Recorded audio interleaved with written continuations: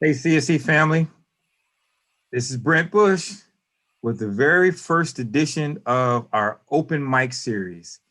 And today we are honored to have the Supreme Ambassador to the CSC family.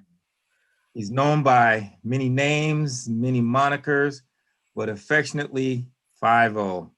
I'd like to take a moment to introduce Mr. Roy Tsukamoto to everybody. A big round of applause. Ooh, the crowd goes wild. So, Mr. Tsukamoto or Roy, why do they call you 5-0? Well, it's not as dramatic as you think, Brent. I'm like Japanese Hawaiian and coming from Hawaii, and Hawaii's the 50th state, so 5-0 was the way to go. So that's how it kind of stuck. And all of a sudden everybody started telling me that, oh, you must have been a cop because I know 5-0 means police too. But no, I said no, no, strictly Hawaiian, man, strictly Hawaiian. So Strictly okay. Hawaiian. So I think all this time, a lot of people believe that it had something to do with the TV show Hawaii 5-0. Yeah, well, a lot of people have said that. I've had a few little guest stints, doing little bit parts, little stunt work, that Mhm. associated with that series, the Jack Lord series, the original one. So, Oh yeah, yeah, oh yeah, the old school show. old school, no credit, just get up there and pick up a paycheck. So, Yeah. So now the truth has been revealed. Now we all know. So you've been with CSC, if I'm not mistaken, somewhere in the neighborhood of close to 50 years, and you've seen the evolution of where it was and what we've become. Can you share with us your perspective of what you what your experience has been like and where you see us going in the next, say, 5 to 10 years? well, if you'd asked me back in 1973 and said, hey, we're going to be doing these video chats on team meetings and we're going to be doing this and doing that and Yeah. have a big stadium here, host the Super Bowls, I'd have looked at you and said, yeah, okay, yeah, whatever. Uh-huh. And because it was a small operation. I mean, we have large, huge contracts, multiple branches across the country. It was just LA. And our bulk of the work was the Santa Monica Civic Auditorium, the Hollywood Bowl, Mm-hmm.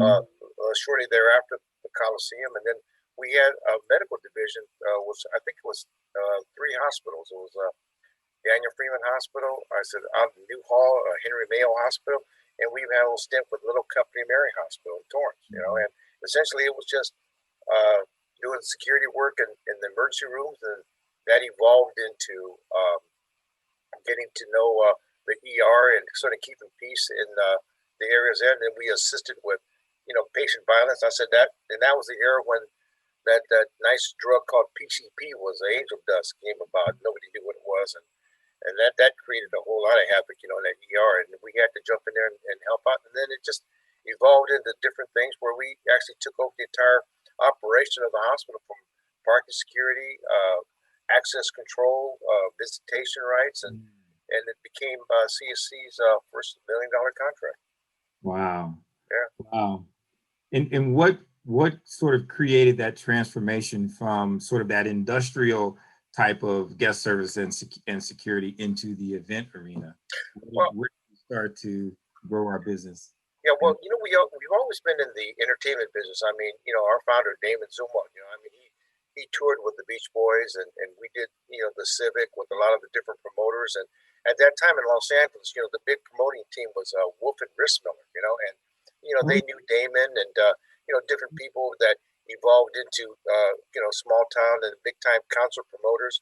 mhm, Needed him to use his theory, or his technique, I would say, of peer group security. And he started down in San Diego, and it sort of evolved to the areas up here in Los Angeles, and then a lot of athletes at the different colleges, and we worked a lot of concerts, and you take an athlete, and you yourself being an athlete, Brett, is that we always operated on a high level of stress, but a controlled anger or aggression, and that's mhm. what he was looking for. Whereas most cats back in the day, would just want to fight, but athletes could take a lot, and that's how it goes. And it's just been fine tuned over the years with technology and different approaches, and obviously, the restrictions and laws that have come about, and Mm.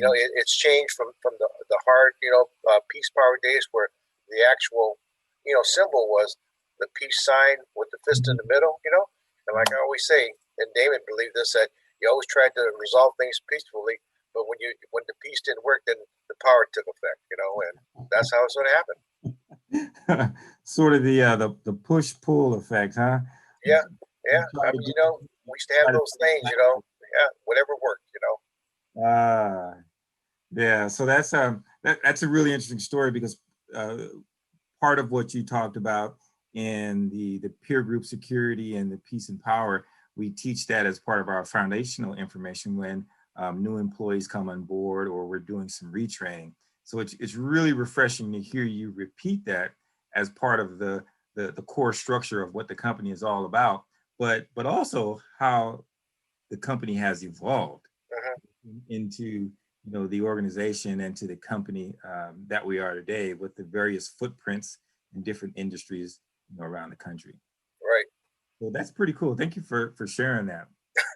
So it always seems like we see you everywhere. You're at this event or you're typically very visible, either in the community or in the office. But what do you like to do when you're not working? Because we always see you working, and we know you probably have some hobbies or other interests outside of this. What takes up your time when you're not around us? Well, in the past, in my younger days, I mean, I used to, be in competitive judo, so that took up a lot of my time. But Oh, the, judo. the body doesn't quite want to do what the mind wants it to do anymore. So, I was sort of just taking it back and becoming more of a spectator. But the way things have sort of evolved is that I enjoy going to Hawaii a lot. I mean, I'm not quite interested. Used to go to Vegas a lot, and marriage and having children after that sort of curtails that aspect of just flying off and spending money, because your Uh-huh. priorities change a little bit.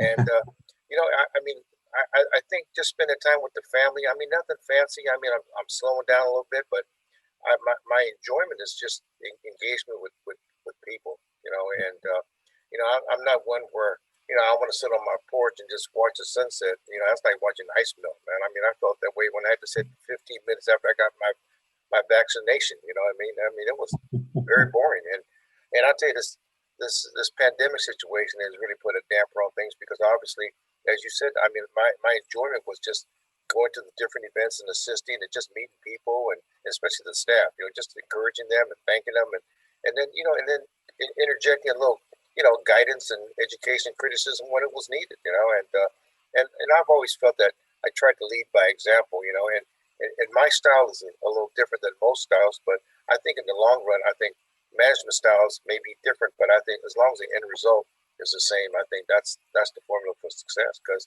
you just can't take somebody and say, "Well, we are going to say things this way."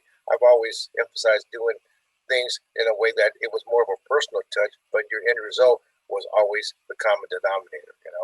And I think that's the skill set of a lot of people in CSC is that we all come from different backgrounds and we have a different way of approaching things, but the end result is that gigantic smile that people have and being thankful and engaging. And I think that's the key. Everybody's got their way of doing things, and I think that's the key right there. Yeah, I think you hit another good point in the sort of the scope of who we are as an organization, cross culturally, and the age groups. Everybody from 18 to and beyond. Hmm. And you have to understand how to understand the different generation gaps and kind of blend them together to get them to work cohesively or at least come together cohesively to achieve whatever that specific objective is. Right. And you've always been a master at navigating between all of these generations, and got a smile and a grip for from the young folks all the way up to the us more seasoned folks. I'll say it, and I think that's why you're so appreciated and affectionately renowned. As that guy that understands how to build those relationships. So what can you tell us as we start to close this out, what are one of or some of your fondest memories while you've been with CSC? Well, I guess it's something where there's so many. It's hard to say what's been my favorite. There've been several. I mean, obviously, the growth of our company and now we're involved in the ESOP program. I mean, that's really something that is really, I mean, I'm just so happy for a lot of the younger group that's coming up. Because that's what it's been built for.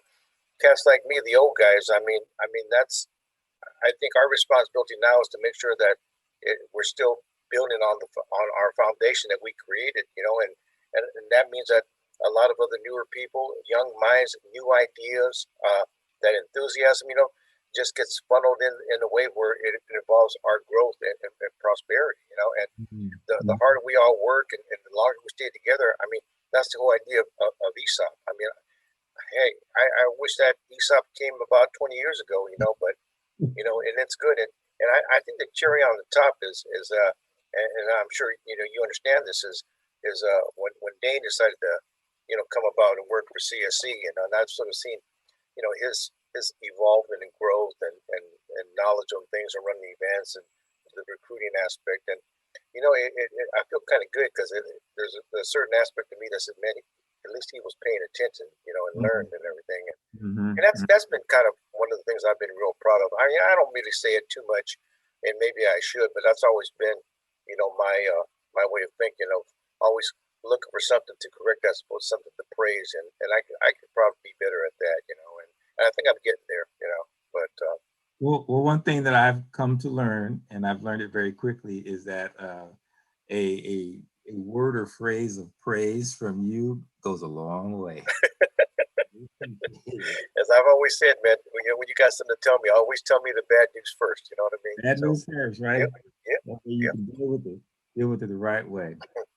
Uh, what, as you think about your legacy and the legacy of the organization, what kind or what piece of advice would you leave with our community Well, um, to move I forward? was thinking about that when I saw some of the things that we were going to talk about, and I think the main thing is that I just want everyone to understand that we all are rowing in the same direction, and I think when we use word, and I use it a lot, we and us, I think carries a lot further than I and me, and it's just what's good for the cause, and I think the way things are evolving with the different venues and the opportunities out there, there's a lot of people that will have to depend on the others, their fellow managers and supervisors and area Mhm, directors and so forth.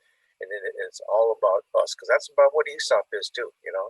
It's the mhm, group, and mhm, that's the part I think that if there's anything that my legacy is to emphasize the word, we and us, as opposed to I and me, and I mhm, think that's part of it. I mean, you want to get into that I and me, then find you a sport, man. It's individual tennis, mhm. golf, that's Right. why I did judo, and I got that I and me stuff out, but the team aspect I think has been the most rewarding, because there's a lot more cats around that share in your success, And once and you can again, see that now being we're being native. photobombed once again, huh? That Yep, guy shows up. He's like a meme. He shows up all the time. I'm telling you, man.